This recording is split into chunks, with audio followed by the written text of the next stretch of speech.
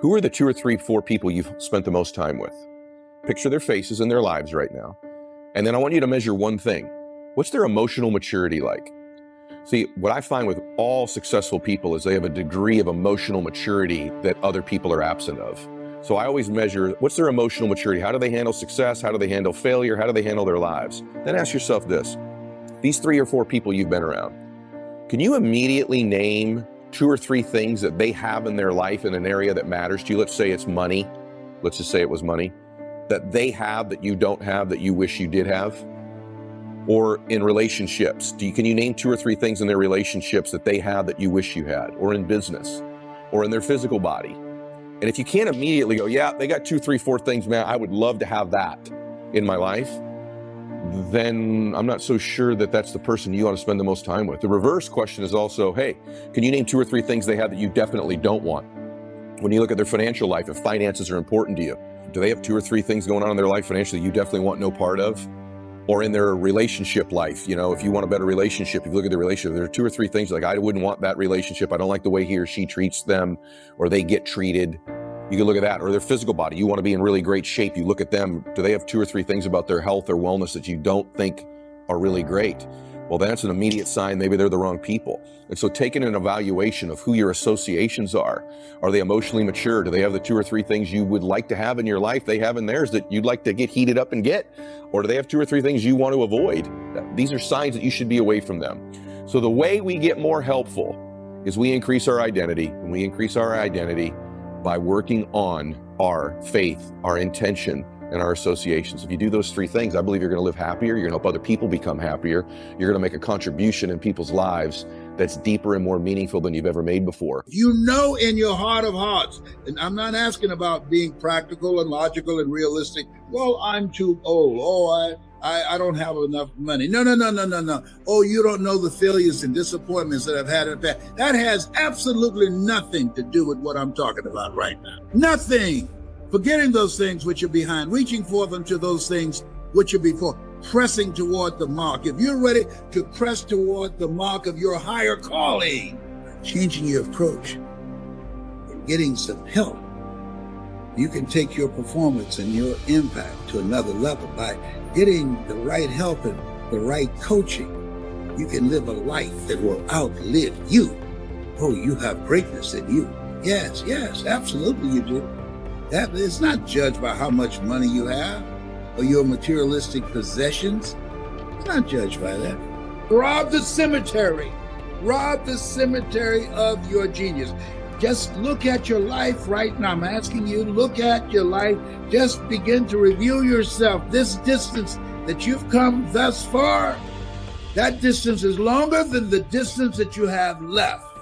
And I encourage you, if you're ready to maximize that, I encourage you, if you're ready to live from your greatness, I'm encouraging you, if you're ready to take a chance on you, well, what if I don't make it? So what? Nat Turner, he never lived to see us being free, but he struck a blow that ultimately broke the back of slavery. Vi Clark, my friend who passed, she said, life don't owe me any change.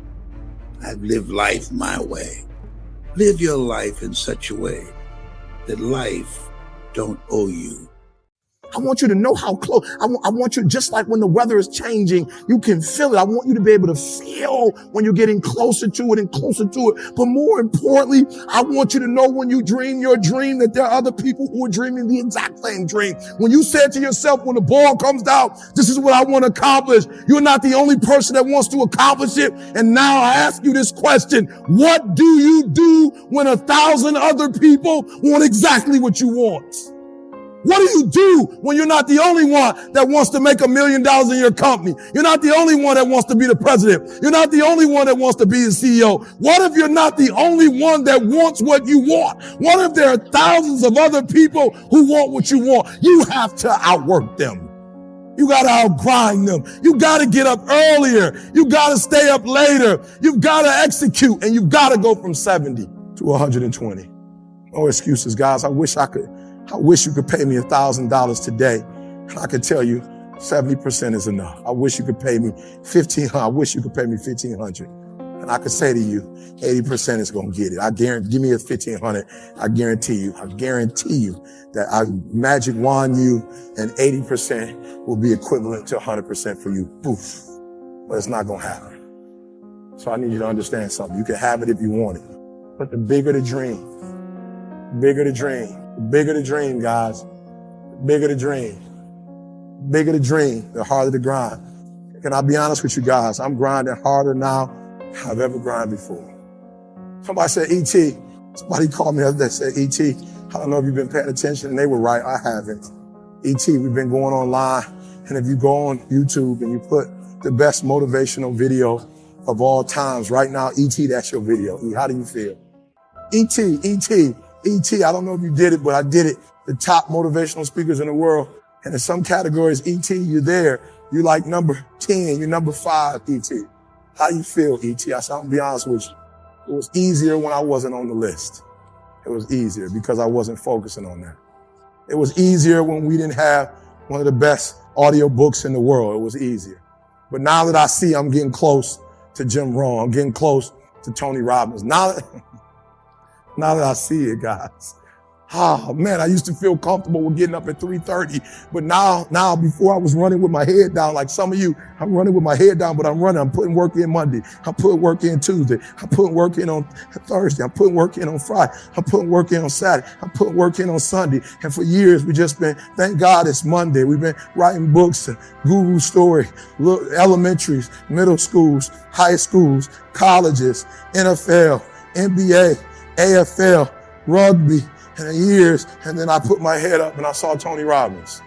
There are going to be times that you're going to just struggle and you're going to be tired and you're going to be weary and you're going to want to quit and you ain't going to have nothing left. But you still got to carry on. Live your life, ladies and gentlemen. Be excited about life. Regardless of the struggles, regardless of the circumstances, get excited about being above ground and not under it. Walk with your head up high. And live your life. How many of you have been in a competition where you pushed yourself and you worked so hard and you pushed everything you had within you, and then you got so close to the finish line, your legs gave out. You didn't have nothing else left in your legs. You couldn't run a little bit further. You couldn't pedal that bike a little bit faster because you had nothing else left. That's when the grinder must come out. That's when you got to dig a little bit deeper. That's when you got to go after it a little bit harder than you've ever done in your life. So you always find yourself starting off on the right path. You start off, you're feeling good, you're running, you're doing everything that you need to do. But it starts to get harder. Things starting to push you back. Life starts to push you back. People start to push you back. Everything around you starts to crumble. You have nothing else left to give. But then you got to find something else. You got to turn on that grind switch. You got to get down and dirty and nasty if you got to.